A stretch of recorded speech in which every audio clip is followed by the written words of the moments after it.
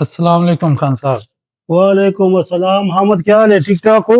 अल्लाह का शुक्र। खान साहब परेशान हो? तो यार परेशान मैं इसलिए हूँ कि एक तो डीएपी भी मैंने इस्तेमाल कर लिया, उसके बावजूद सोना यूरिया भी मैंने इस्तेमाल कर लिया, एंग्रो यूरिया। हफ्ता ये कि मैंने कोई खाद छोड़ा नहीं है, लेकिन उसके बावजूद भी मेरा फसल बिल्कुल कमजोर होता जा रहा है। आखिर इसकी वजूहात क्या है?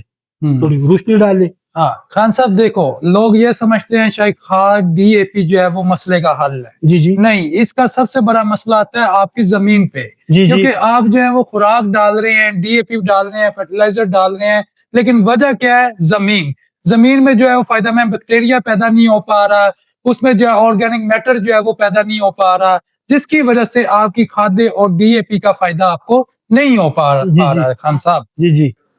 अच्छा हामिद भाई, वो गुलखान तो मुझे कोई और किस्सा सुना रहा था। वो तो मुझे यही बता रहा था यार कि डीएपी भी डालो, गंदम को, सोना भी, यूरिया भी डालो, ये भी डालो, ये भी डालो। अभी मुझे समझ आ गई।